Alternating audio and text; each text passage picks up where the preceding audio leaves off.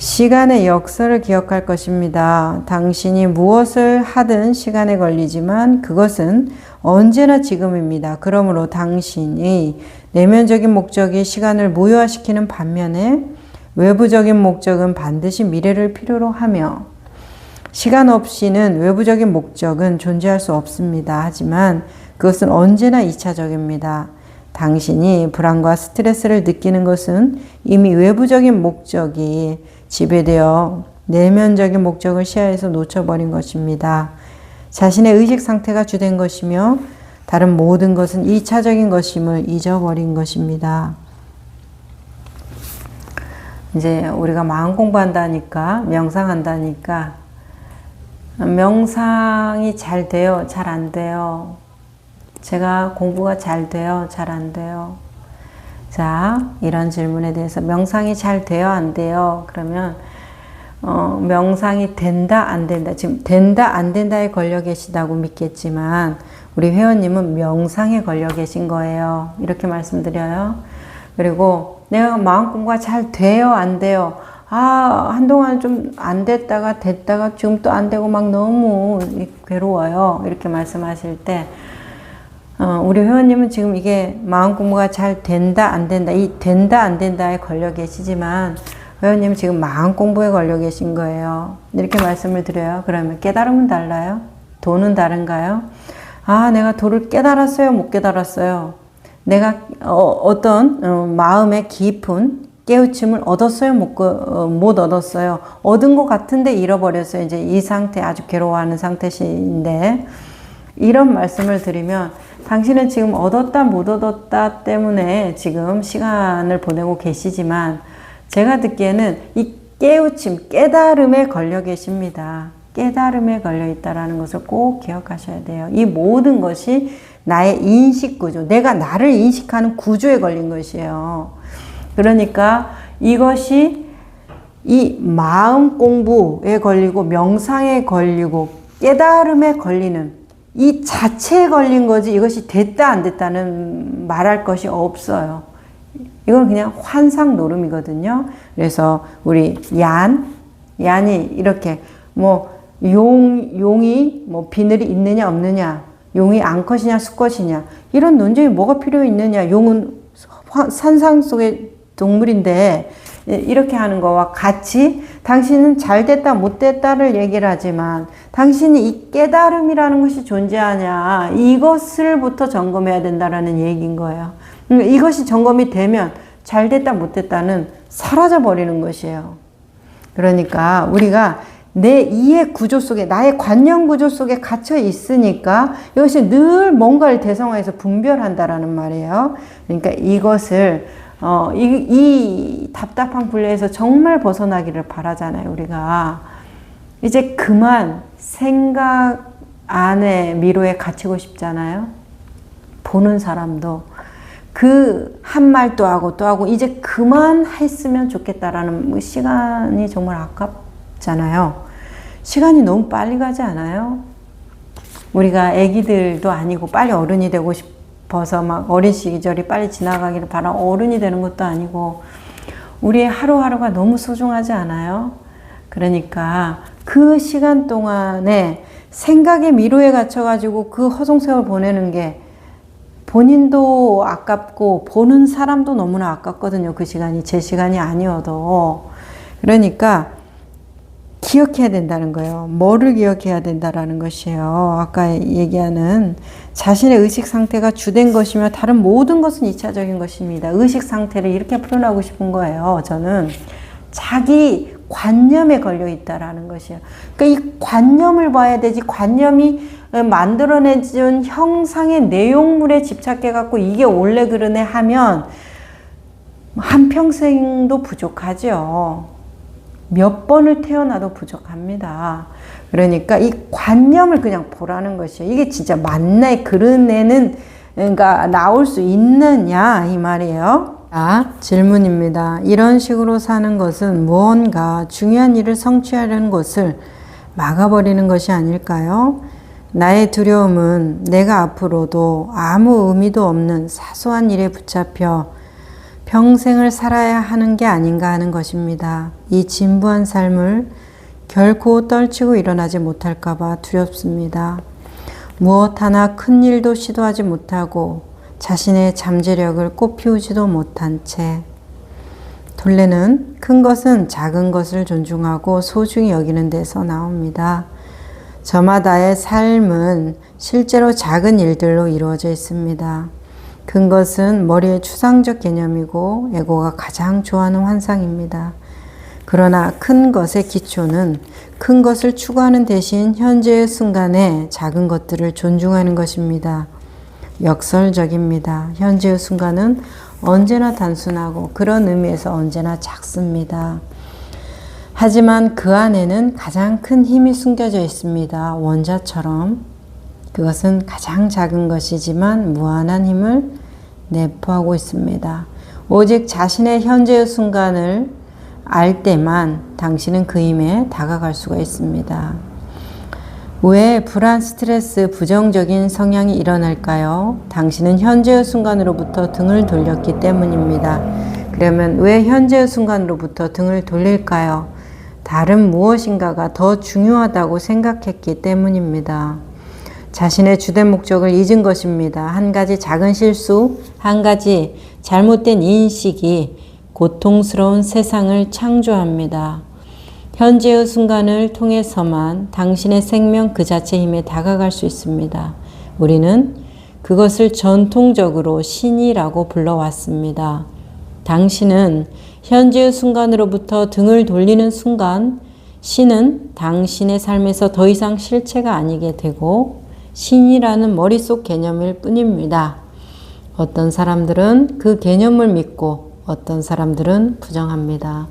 그러나 신에 대한 믿음조차도 삶의 모든 순간에 나타나는 신의 살아있는 실체에 비하면 실로 보잘것없는 대용품에 지나지 않습니다.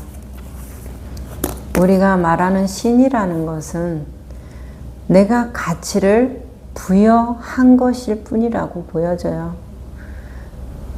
내 삶이 있고 내 존재가 있고 그 다음에 그 존재가 어떤 의미를 부여하는가에 따라서 신도 되고 중요한 일도 되고 급한 일도 되고 하찮은 일도 되고 보잘것없는 삶도 되고 이렇게 되는 것 같거든요. 자, 그리고 여기에서 같이 얘기 나누고자 하는 것은 당신이 다른 무언가가 더 중요하다고 생각했기 때문입니다. 자신의 주된 목적을 잊은 것입니다. 이 부분. 그러면 우리는 이렇게 생각하죠. 나의 주된 목적, 나의 소명, 사명, 뭔가 사람들을 도와주고 이 지구를 안녕하게 만들고 어떤 후손들의 이 삶이 지속 가능한 이런 것을 돕는 의미 있는 사람이 되는 거, 그것이 나의 어떤 주된 목적이 아닐까? 우리는 이제 이런 식으로 생각할 수 있단 말이에요. 우리의 주된 목적을 잊었다. 톨레가 얘기할 때 우리의 주된 목적이라는 것은 뭔가요? 내가 나를 보는 가장 주된 목적이 뭘 것 같으세요? 나 자신 아닐까요? 모든 것이 나로부터 나오는데 나의 행위, 나의 말, 나의 생각으로부터 내 삶이라는 것은 모든 것이 나로부터 나오는 것인데 그 나를 생각해 보신 적이 있냐고요. 내가 어떤 소명을 가지고 무엇을 해야지 의미 있고 가치 있는 사람이 된다라는 것도 좋은 일인데 의미 있고 가치로운 것을 누가 하냔 말이에요. 내가 아는데 나에 대한 생각은 얼마나 하세요? 그래서 근데 참 신기한 것은 나는 알기가 너무나 쉬워요. 생각으로만 가지 않으면. 지금 보여지잖아요. 이게 나잖아요. 내가 밥을 먹고 있는 행위까지 다 보여주고 졸리다는 생각, 이 생각까지 다 보여주고 그렇기 때문에 내가 나를 아는 것처럼 쉬운 일이 없지만 우리가 너무나 가깝고 너무나 쉽기 때문에 이것이 얼마나 하찮은지 이것은 아니겠지 이렇게 제끼거든요. 이것입니다. 그래서 나의 목적은 나를 아는 것인데 나를 아는 것이 너무나 쉽다라는 거예요. 그냥 보면 끝나는 일이죠. 하택신혜가 내 평생 공부가 오직 견이었다 이렇게 말하시죠. 보는 것으로 끝나고 우리 공부에서 정견 그것이 첫 번째로 나오죠. 팔정도에서 바르게 보는 거. 아무리 열심히 노력하면 뭐합니까? 딴 데 가고 있으면. 그러니까 나의 주된 목적을 되찾는 것처럼 쉬운 일이 없어요. 그냥 나를 보면 돼요. 아, 내가 지금 밥 먹고 있구나. 내가 지금 불편한 마음을 먹고 있구나. 내가 저 사람하고 얘기하는데 참 답답하구나. 이게 다 나잖아요. 이 나를 보면 되는 거죠. 간단하죠?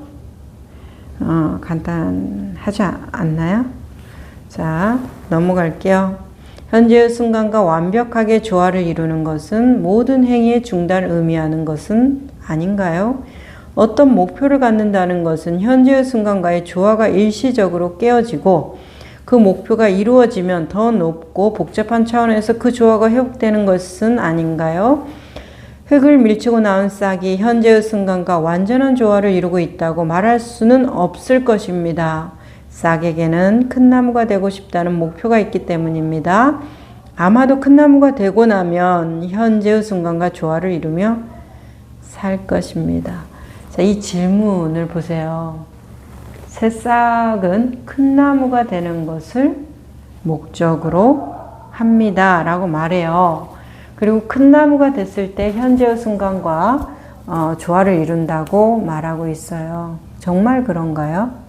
새싹의 목적은 큰 나무가 되는 것인가요? 저는 동의할 수가 없습니다. 그리고 큰 나무라는 것이 따로 없죠. 보장도 없고 새싹에게 중요한 것은 오로지 새싹 그 존재 자체, 그 지금 이 순간의 새싹인 것이 중요한 것이죠. 큰 나무가 되는 건 나중 일이고 지금 이 순간에 새싹이 없는데 어떻게 큰 나무가 있겠습니까? 새싹의 삶이 없는데. 그러니까 이런 식이라는 것이죠. 우리의 사고라는 것이. 지금 이 순간에 보잘것 없음이 전부인데 이 전부를 우리는 어떤 포기나 수용의 관념이라든지 타협의 관점으로 받아들여서 내가 이렇게 보잘것없이 사는 것이 받아들임이고 마음 공부하는 힘이 쭉 빠져가지고 그냥 나태하게 사는 이런 것으로 잘못 해석해서는 안 돼요. 새싹의 삶이 있는 거지 그 새싹이 아직 큰 나무가 아니기 때문에 보잘것없다 이제 이런 식의 관념이지만 그냥 새싹의 삶 자체가 중요하다는 것이죠. 큰 나무가 되어야만 이 새싹의 삶에 의미가 있는 것이 아니라 이 삶 자체가 중요하다는 것이죠. 그런데 때가 되어서 시절 인연이 되어서 큰 나무도 될 수 있고 새싹으로의 삶으로 마감하는 삶도 있겠죠. 그러면 새싹의 삶은 의미가 없나요? 그냥 존재 자체가 갖고 있는 그 의미로 끝난 것이죠. 우리는 지금 이 존재 자체로의 의미로 이 존재의 할 바를 다 했다 저는 이렇게 보여지거든요. 더불어 같이 살아가는 것 그리고 서로에게 안전한 사람이 되고 좀 더 조화롭게 살아가는 것 그것이 행복하고 즐거운 일이기 때문에 그런 삶을 부가적으로 누리는 것이지 그것이 본질이라고는 안 보여지거든요. 자, 톨레는 이렇게 말해요. 싹은 자신과 생명을 별개의 것으로 보지 않으므로 그 자신은 아무것도 원하지 않습니다. 큰 생명이 원하는 것과 하나입니다. 그러므로 걱정도 없고 스트레스도 없습니다. 만약 영원히 죽어야 한다면 그 싹은 편안하게 죽을 것입니다. 삶의 몸을 내맡기듯이 죽음의 몸을 내맡기는 것입니다. 아무리 흐릿하다 해도 어린 싹은 자신이 순수한 있음에 즉 형상 없는 영원한 생명에 뿌리 내리고 있음을 감지하는 것입니다. 너무나 편안하고 좋지 않나요? 정말 지혜로운 현자의 말 같네요.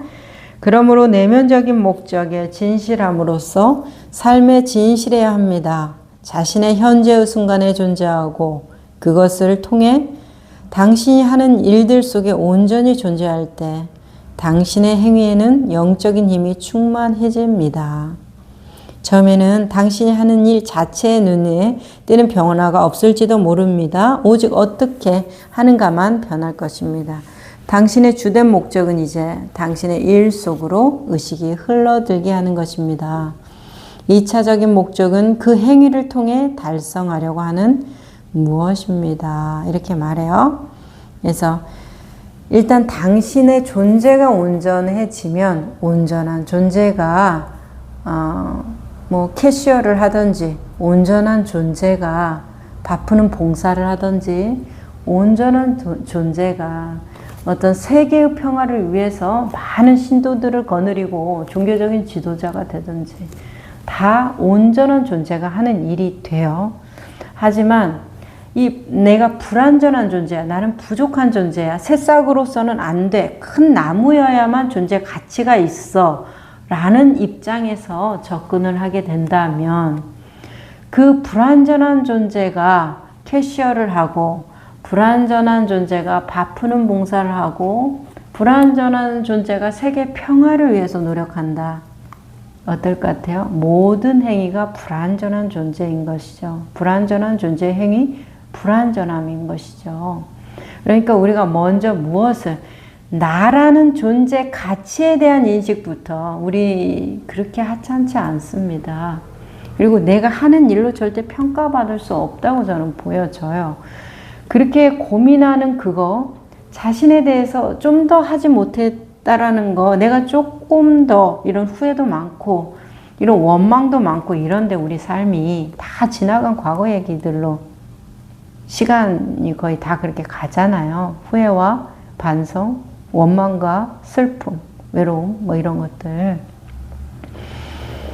근데 우리가 그렇게 그런 것들에 시간 낭비할 만큼 정말 작은 존재가 아닙니다. 그거에 마음을 쓸 만큼 그렇게 작은 존재들이 아니에요. 보면 참 그런데 너무나 자유로울 수 있고 그것에 아무 거리낌 없이 자신의 아름다움만으로 충분한 삶을 살 수 있는 존재들인데 다 왜 그 생각과 그 마음에 그렇게 많은 시간과 의미를 부여해야만 하는가? 내 이 소중한 생명을 왜 그런 용의 비늘이 있느냐 없느냐 그 싸움같이 해야 하는가? 의미도 없는 존재하지도 않는 것을 붙잡고서 그것이 실제 하느냐 안 하느냐의 그 의미 없는 논쟁으로 들어가야 되느냐. 내 안에서 그런 것이 참 어떠세요? 그것 또한 의미 있는 일인가요? 제가 좀 심각하게 받아들이는 건가요? 저의 심각함인가요? 자, 여기 이렇게 나옵니다. 그 알아차림의 공간이 당신들이 나누는 대화보다 더 중요하고 물질적인 대상이나 생각의 대상보다 더 중요합니다. 인간이라는 존재가 이 세상의 일들보다 더 중요해집니다. 그것은 실질적인 차원에서 당신이 할 필요가 있는 일들을 무시해도 된다는 의미는 아닙니다. 할 일을 하라는 것이죠. 부탁께서도 이 존재로 충만한 삶을 사는 그분께서도 너무나도 충실하게 자신의 할 일을 하고 죽는 날까지 하고 죽는 순간에도 질문하라고. 아니, 부처님께서 너무나 노쇠하고 지금 지쳐 있어서 더 이상 안 된다고 할 때 부탁께서도 그렇게 말하죠. 아나나 너무 피곤해서 내가 눕고 싶다. 이 사리나무 밑에 내 고향 저기 카필라를 향해서 이렇게 자리를 펴다오 이렇게 말을 하거든요. 얼마나 지치셨는지 알 수 있고 나이 또한 그 옛날 시대에 80살 지금도 80세면 나이가 있는데 이렇게 영양이 좋고 건강이 잘 유지되는 시대도 그런데 그 시대의 80살이라는 것은 참 노인이죠. 그런 분께서 그렇게 하는데도 수바따라는 마지막 제자죠. 그가 이제 그 전에 한참 시간이 있었는데도 그 교만함으로 무르르 오지 않다가 이제 돌아가신다 하니까 급해가지고 막 내가 물어볼 것이 있다고 자꾸 이렇게 말을 할 때, 아나니 막을 때 부탁해서 그를 막지 말라 하잖아요. 그가 궁금해서 물어보는 걸 막지 말라 하시고 들어와서 이제 이 사람이 궁금한 건 이 깨달음이라는 게 외도들도 다 깨닫는다라고 하면은 도대체 어떤 것이 진실한 깨달음이냐 이렇게 물어볼 때 팔정도로 말씀하시잖아요. 그 깨달음 안에 팔정도가 없다면 그것은 사도를 행하는 것이다 이렇게 이제 얘기를 하시는 그런 내용들인데 거기에서 얼마나 충실한 삶을 사셨냐 이 말이에요. 현재 이 순간만 이 순간에 충실하기 때문에 미래에 대한 계획도 없고 현실도 그냥 대충 주어지는 대로 평상심이 도다 하면서 편안한 마음으로 사신 것 같으세요? 너무나 치열하지 않나요? 그러면서도 수바다에게도 그렇게 하고 나서도 말하잖아요. 내가 가고 나면 물고 싶어도 물을 수 없으니까 물어라 어서 물어라 이렇게 3번이나 말을 간곡하게 하는데 사람들이 이제 더 이상 묻지 않기 때문에 이제 조용히 정멸에 드신 건데 너무나 아주 치열한 삶을 사신 거죠. 죽는 순간까지도 그 평안한 것을 선택하지 않으셨고 아나니 울면서 말하잖아요. 좀 그렇게 우리 그 사이국성 같이 이렇게 다 닦여진 편안한 데도 있는데 왜 이런 길거리에서 이렇게 임명에 들으려고 하십니까? 조금만 참으면 이렇게 편안하게 돌아가실 수 있는 곳이 있다. 이 얘기에 대해서 부탁해서 뭐라고 말하셔요? 왕이 지나간 곳 또한 이렇게 보잘것없어도 왕이 지나가면 또한 영광이지 않겠느냐 이렇게 말하잖아요. 그래서 이런 것에 대해서 우리가 생각해 봐야 된다라는 것이에요. 내가 하는 일이 하찮은 것이 그 일이 하찮은 건가 내가 하찮다고 생각하는 것인가 그러면 뭐가 하찮은 거예요? 내가 하찮다라는 것이에요. 내가 하찮기 때문에 내가 하는 일이 하찮은 것이잖아요. 붓다가 하는 일은 위대한 일인가요? 그분은 자신의 위대함을 그냥 드러냈을 뿐이죠. 그 행위의 족적에서.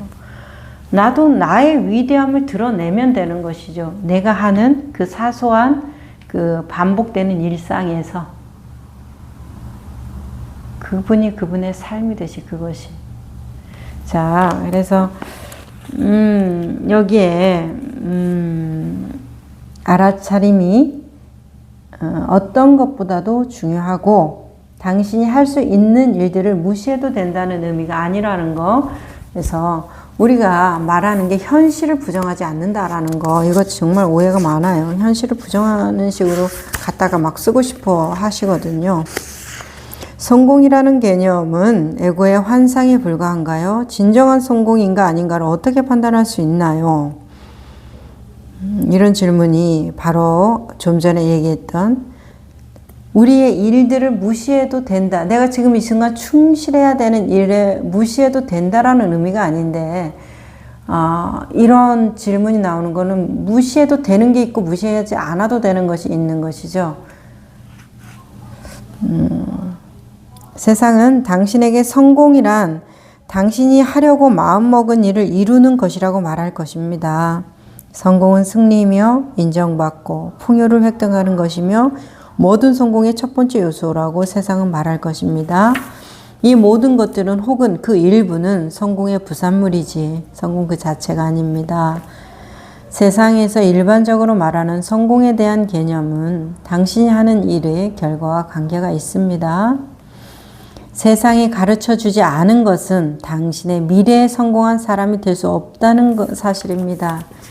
가르쳐 주지 않는 이유는 그것을 알지 못하기 때문입니다. 유일하게 가능한 것은 지금 성공하는 것, 오직 그것뿐입니다. 성공은 현재의 순간의 성공밖에 없습니다. 그렇지 않다고 말하는 세상의 미친 말들에 귀 기울이지 말기를 바랍니다. 그렇다면 현재 순간의 성공이란 무엇인가요? 당신이 하는 일 속에 그것이 아무리 단순한 행위일지라도 하나의 깊이가 있는 것입니다. 깊이가 있다는 것은 조심성과 주의력, 즉 알아차림이 있다는 것입니다. 깊이를 가지려면 이 순간의 존재함이 필요합니다. 라고 말해요. 자, 내가 왕이 되면 모든 행위가 왕이 하는 일입니다. 내가 거지가 되면 모든 행위가 구걸하는 일입니다. 내가 음악을 사랑하는 사람이면 모든 것이 음악입니다. 저는 데카르트가 나뭇잎을 보면서 다 숫자로 보였다고 하는 그 어떤 구절을 보면서 다음 장을 넘기지 못했는데, 이 철학자이자 수학자인 이 사람의 눈에는 내가 보는 저 평범한 나뭇잎이 다 숫자로 보였구나. 이제 이런 그 감각, 그런 것처럼 내가 무엇이냐가, 나의 행위가 어떤 가치로움을 창조하느냐가 되는 거지. 내가 아무리 남들한테 인정받는 행위를 했다 해도 내가 거지면 인정받는 구걸이었을 뿐이죠. 자, 그것에 대해서 우리가 생각해 봐야 됩니다. 그런 행동 배후에 있는 무의식적인 가정은 성공은 미래의 일이고 목적이 수단을 정당한다는 것입니다. 하지만 목적과 수단은 하나입니다. 그리고 만약 수단이 인간 행복에 기여하지 않는다면 목적도 마찬가지입니다. 결과는 거기에 도달하는 행동과 분리될 수 없기 때문에 그것이 행동에 의해 이미 오염되었다면 미래에 더 많은 불행을 만들어낼 것입니다. 이것은 업을 쌓는 행위로 불행을 무의식적으로 지속시킵니다.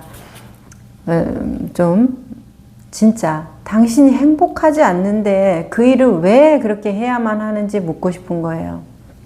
인정받기 위해서, 대우받기 위해서, 인간이라는 어떤 존재 가치를 확인하기 위해서 그렇게 부단히 애를 쓰는데, 그런데 제가 볼 때는 그런데 다 좋은데 당신이 행복하지 않지 않느냐, 본질이 당신이 행복하지 않는데 그것을 왜 그렇게 고통스럽게 유지하면서 해 나가야 되느냐.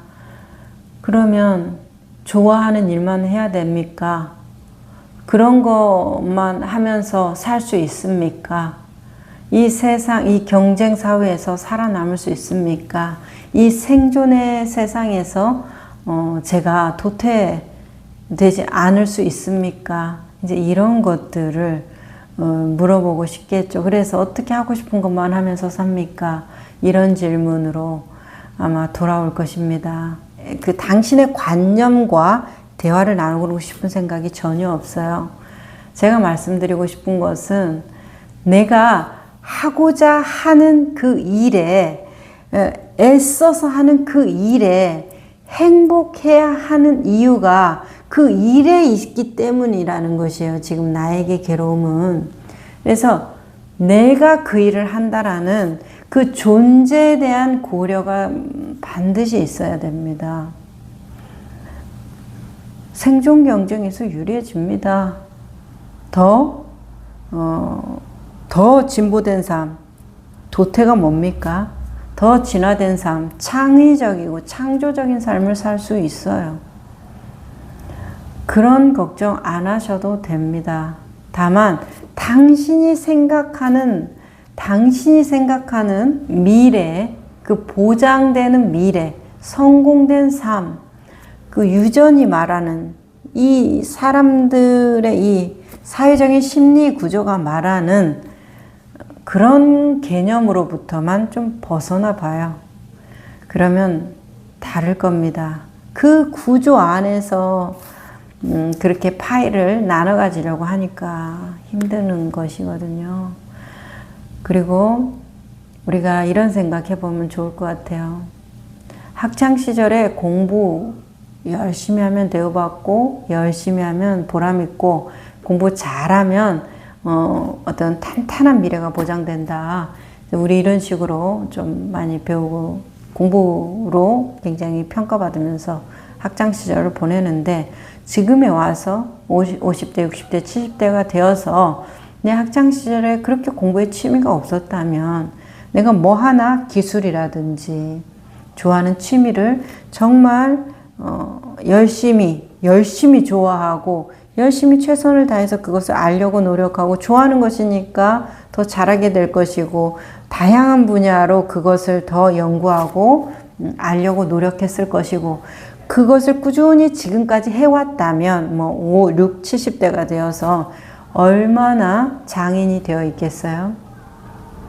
공부의 그 틈바구니에서 벗어나서 아웃사이더 같이 너 그렇게 인생 살면 안 된다고 계속 훈육을 들으면서 나무라고 그런 어떤 구조 안에 있었겠지만 그 자신이 그냥 좋아하는 거 하면서 그것을 다른 사람 말에 휘둘리지 않고 그냥 꾸준히 그걸 하면서 내 할 일을 했다면 지금 이 나이가 먹어서 그것이 가지고 있는 그 엄청난 그 경험치가 얼마나 큰 자산이 되어 있겠느냐 이것이죠. 그럼 내가 행복한 일을 하는 것은 내 존재와 결부되어 있어요. 그렇죠? 그리고 그것이 돈을 번다, 미래를 보장한다 그런 것들, 경제적인 것들 연결시켜서 뭐 부족한 일이 되겠습니까? 누굴 도와줄 수도 있고 그 경험치가 많으니까 많은 문제를 해결해 줄 수 있을 것이고 그 분야에서 그렇기 때문에 그냥 여기에 있으면 사람들이 이렇게 해야 된다 이거 여기 있으면 이렇게 한다 이렇게 나이 들면 이렇게 한다 이렇게 왔다 갔다 끌려다니면서 그 수단과 그들이 말하는 그 행위에 내가 사로잡혀 있기 때문에 이거 안 하면 안 될 것 같으니까 어떻게 좋은 것만 하면서 합니까? 이런 식으로 되는데 아닙니다. 좋은 거 하면서도 충분히 살 수 있어요. 하지만 지금 이 순간에 아직 준비되지 않은 사람이라면 준비하는 기간까지는 병행을 해야 되겠죠. 내가 지금까지 끌려다닌 삶의 대가를 지불하는 기간은 있어야 되겠죠. 하지만은 이제 바른 안목을 가지고 내 인생에 내가 정말 즐겁고 행복한 일을 하면서 나의 가치를 창출하고 나의 부를 창출할 수 있는 그런 과정으로 나아가는 어떤 준비가 필요한 것이죠. 계속 사람들 말에 끌려다니면서 노예처럼 살아가면서 이 감정의 노예, 물질의 노예처럼 살아가면서 나는 이거 원하지 않고 저거 원하는 그렇게 분리되어서 살아가는 거 조금 안타까워서 말씀드려봤습니다. 자, 어떻게 하면 일치시킬 수 있을까요? 당신의 삶 전체의 여행이 궁극적으로 지금 이 순간에 내딛는 발걸음으로 이루어짐을 깨닫는 일입니다. 언제나 이 한 걸음만이 존재함에 따라서 당신은 그것이 완전한 관심을 기울입니다. 단지 이 한 걸음이 가장 중요하며 목적은 2차적인 것이라는 의미입니다. 미래가 당신을 위해 준비하고 있는 것은 당신의 지금의 의식 상태에 달려 있습니다. 100번, 1000번 강조하고 싶습니다. 지금의 의식 상태가 미래를 결정한다는 거. 뜬구름 잡는 소리 같잖아요. 미래 보이지도 않는데 어떻게 지금의 상태가 결정해? 내가 미래를 위해 준비해야지 미래가 결정되는 거지 라고 생각하실 거예요. 하지만은 정말 지금의 마음 상태, 의식 상태가 미래를 결정한다는 것에 대해서는 글쎄요, 한치의 이견이 저로서는 없는데 내 마음이 빚어내는 바가 내 미래가 된다라는 것이죠. 그래서 우리의 삶이 끊임없이 바뀌는 것은 내 마음 상태가 끊임없이 바뀌기 때문에 그런 것이니까 내가 지금 이 상태에서 한 걸음 한 걸음 바른 안목을 가지고 바른 안목을 키우는 게 지혜예요. 바른 안목을 가지고서 내 삶을 가꾸어 나간다면 사람들 말에 휘둘리지 말아요. 내가 나를 믿어야 됩니다. 자신에 대해서 아니 어떻게 무슨 동상 같은 것도 믿고 뭐 누가 이랬대 하면 그 말도 믿고 나무가 신령스러워서 저기 앞에서 뭐 기도하면 되는데 그런 것들은 잘 믿으면서 그 믿음을 이루어내는 행위를 하는 나는 왜 나에 대한 믿음은 그렇게 없어요? 나에 대한 믿음이 먼저 있어야만이 그것을 뭘 믿든지 간에 그 믿음이 어떤 증폭이 되는 것이죠. 나는 그릇이고 모든 것을 담아내는 그 근본이기 때문에 이 근본에 뭐가 담기든지 그것을 화해서 더 가치롭게 만드는 것은 이 근본된 그릇에 있지 않겠습니까? 그러니까 이 말, 당신이 미래가 당신을 위해 준비하고 있는 것은 지금 당신의 의식 상태에 달려있다는 거 정말 간절하게 말하고 싶습니다. 행위의 시간을 초월한 순수한 있음의 깊이가 스며들 때 그것이 바로 성공입니다. 순수한 있음이 행위 속에 흘러들어 가지 않는 한, 당신이 현재 순간에 있지 않는 한 당신은 무엇을 하든 그 일 속에서 자기 자신을 잃을 것입니다. 또한 외부에서 일어나는 일에 대한 대응뿐만 아니라 생각 속에서도 자신을 잃어버릴 것입니다. 라고 말해요. 그래서 우리가 자신을 잃지 않아야 되죠. 자, 그리고 수행하는 거, 마음 공부하는 과정에서 이제 처음에는 저도 이렇게 안내하고 저렇게 안내하고 이런 과정이 있지만 공부가 조금 이렇게 진행되는 과정에서는 내가 그것을 봄과 동시에 보는 것이 행위다라고 말씀을 드릴 때가 정말 많아요. 그래서 우리는 이제 이건 이렇구나 알고 그 안 것을 열심히 노력해가지고 수행해가지고 명상해가지고 그 안 것을 이룬다. 이런 시간적인 개념이 있지만 실제로는 그것을 봄과 동시에 그것에 대한 어떤 작용이 바로 일어나기 때문에 보는 것이 행위고 듣는 것이 행위고 느끼는 것이 행위고 생각하는 것이 행위예요. 그래서 그것 자체가 그것이에요. 의도 자체가 의도되어진 것이에요. 이런 식으로 내가 이것을 하기 위해서 이것을 한다라는 이 원인과 결과를 떼어놓고서 이 원인을 위해서 이 결과를 위해서 이 원인들을 만들어가는 이 과정 속에서 우리가 이제 살아가는 것이죠. 열심히 노력하니까 돈의 액수가 점점 늘어나는 거고, 열심히 공부하니까 점수가 더 올라가는 것이고, 열심히 운동하니까 근력이 더 붙는 것이고, 이제 이런 식으로 시간의 개념으로서 이 현실이 그러니까 이 마음의 상태도 그러할 것이다. 이제 우리 이렇게 보여지는데, 마음은 마음의 길이 있지 않겠습니까? 물질은 물질의 길이 있겠고, 마음은 마음의 길이 있겠지요. 물질은 보여지는 세계니까 보여지는 세계의 길을 따르는 것이고, 마음은 보여지지 않기 때문에 보여지지 않는 세계의 길을 따르는 것이죠. 그래서 아까 이 의식이 미래를 불러온다. 지금의 의식이 미래를 불러온다라는 것에 대해서 어때요? 내가 보는 것이 행위하는 것이니까 봄과 동시에 그와 같은 작용이 일어난다는 거예요. 그러면 흔한 이해로 이런 것이죠. 뜨겁다. 이 소뚜껑이 뜨거워. 그러니까 뜨겁다는 것을 보는 즉시 정말 뜨거운가? 만져보는 사람 없죠? 뜨겁다는 동시에 행위, 작위든지 부작위든지 일어나잖아요. 뜨겁다라는 그 인식 때문에, 그 봄 때문에 만지지 않는 행위가 일어나는 것이고, 차가워 라는 그 생각 때문에 내가 시원한 걸 원한다면 차가워, 그걸 만지는 행위가 바로 일어나는 것이잖아요. 그런 거와 같이 나의 봄이 곧 행위, 나의 생각이 곧 행위, 이렇게 되는 것이라서 그 갭이 줄어들수록 어디로 우리는 나아간다고 생각하냐면 무아성으로 나아간다고 생각해요. 이 갭이 클수록, 간극이 클수록 현실과 이상의 이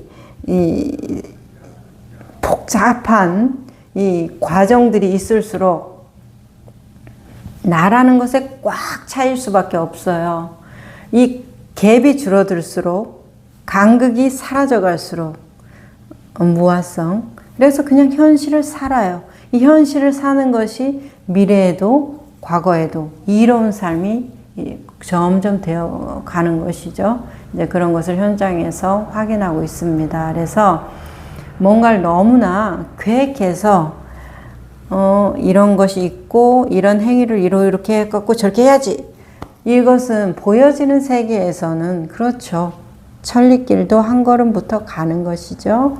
그래서 보여지는 세계는 보여지는 이치를 따라서 그 인과를 따라가는데 내 마음에 대해서는 똑같이 적용할 수 없다라는 것을 꼭 기억을 하시고, 왜냐하면 내가 열심히 그런 마음 먹었어도 어느 순간 됐는 것 같은데 이거 안 된 것 같고 참 안 맞는다는 거예요. 보여지는 세계처럼 마음이 노력하는 만큼 그만큼 돼야 될 건데 아닌 것 같고, 일생 동안 내가 그렇게 애쓰고 노력했는데 돌아보니까 내가 정말 난 잘못된 삶을 살았다. 너는 그렇게 살지 마라.